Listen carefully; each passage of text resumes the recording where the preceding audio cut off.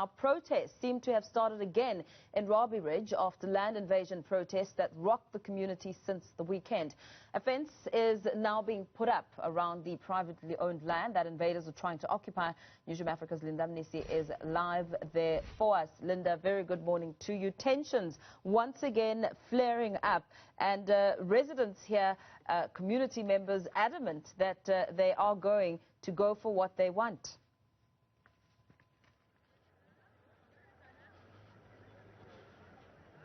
Indeed, Mpho, and what we're seeing this morning, when we arrived, it was relatively calm, and community members had not arrived yet. So it seemed as though they had reached an agreement with the company that owns the land. But right now, what we're seeing is that community members are now coming out. I'm going to ask Neo to just help me step closer to give you a sense of what is happening. But community members now starting to come out, to demand to occupy this land. I spoke to the CEO of the South African Housing and Infrastructure Fund, which is the major shareholder of Newzroom, the company that owns this particular land, about really what is happening and why, and what settlements were reached with the community, given the fact that the streets were clear this morning and there was absolutely nothing. We're going to try to get closer to hear exactly why they're chanting and seemingly excited. But he says that some community members, spoke to them, and they reached an agreement that they would secure the land and assist them in really trying to protect the land. So we're getting closer to hear exactly what they have to say, because it seems as though there is an address that is currently happening in Mpho. Let's try to listen in. City of Johannesburg temporary structure. Never give you any. No, Mabane, the situation the way it was, it's a City of Johannesburg. I printed a map at this place. Nashi map. Ugamnis. Ugamnis were absent. Camera newsroom of Nis. Nis Baba. Check. The map says City of Johannesburg. It's under City of Johannesburg. The only thing, nothing I can say at the moment. The City of Johannesburg, they will send somebody else to confirm this. Even the EFF leadership will be here.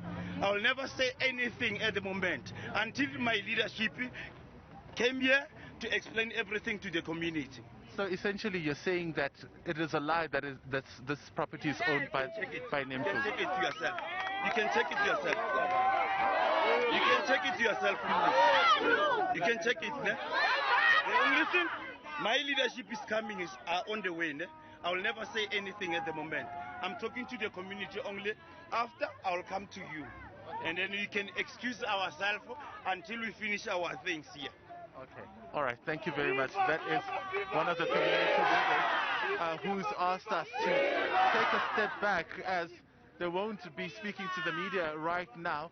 So he's addressing the community about really the ownership of this land. They're saying that it belongs to the city of Johannesburg, not as previously claimed by the CEO of SAHIF, who is the CEO of the South African Housing and Infrastructure Fund. He says that the fund bought shares under Newzroom, which this land belonged to Mpho, and essentially what would that mean is that the Newzroom is still the rightful owner of this particular land, but that of course is in dispute. And it also speaks about what we've been told about some of the community members buying into what is happening with the land right now, the securing of the land. It's clear that there are some community members who are not buying into it. He's saying that the members of the EFF will also be coming here to speak to community members. Now, Linda, let's just talk about what has happened from the moment the chaos unfolded around Sunday up until this point.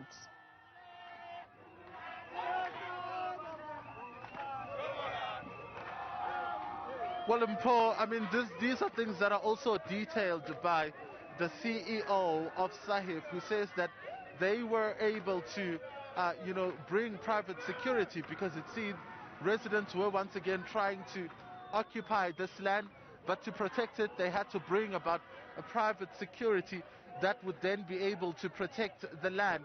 So the community members that came out were met with rubber bullets and stun grenades and tear gas. Yesterday, we saw much of the morning being handled by the private security. In fact, I'll ask Neo to show you the visuals of the cars of that private security. What those nyalas that you're seeing on the side of the road are visuals, or rather are cars that are belonging to the private security that has been handling the situation for most parts of the morning.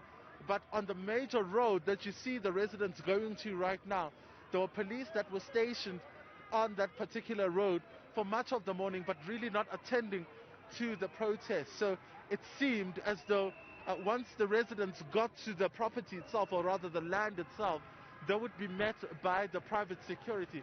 And once they were on the streets, blockading the streets, barricading the streets, we saw burning tires, we saw rocks, we saw, bottles being thrown to the road. And once they got to that particular point, what would then happen was that later in the afternoon, the police moved in and also started firing rubber bullets. Shortly thereafter, there was a truck that was clearing the road to allow for traffic to flow. So at this point, it seems as though residents are now going back to the streets to try and register their dissatisfaction. It seems the issue around the ownership of the land is still in dispute. With that issue still in dispute, where to from here? Because on one end, one party is saying the land is theirs, and the other side is saying the land is in fact not privately owned. How will the authenticity be found as these discussions move forward, and land invaders who are not going to take this matter lying down?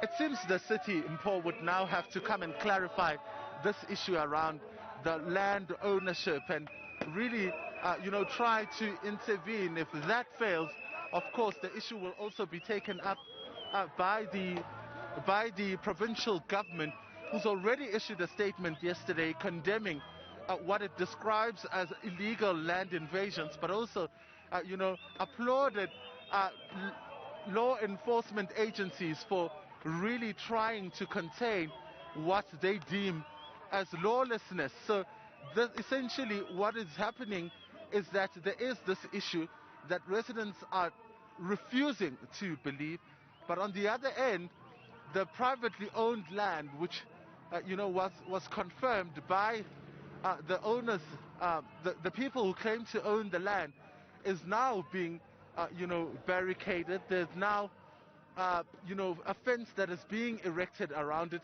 which will essentially mean that they won't be able to access it once that process is concluded. Now, the city of Joburg has spoken a little bit about the land, saying that their previous attempts to buy the land from its private owners has failed, and that the process, fresh talks are underway and have begun. Does that perhaps speak to an indication of who the land belongs to, and whether or not those people that are gathered there are essentially telling the truth about the ownership of the land, displaying in your face, Linda, a piece of paper which speaks to something?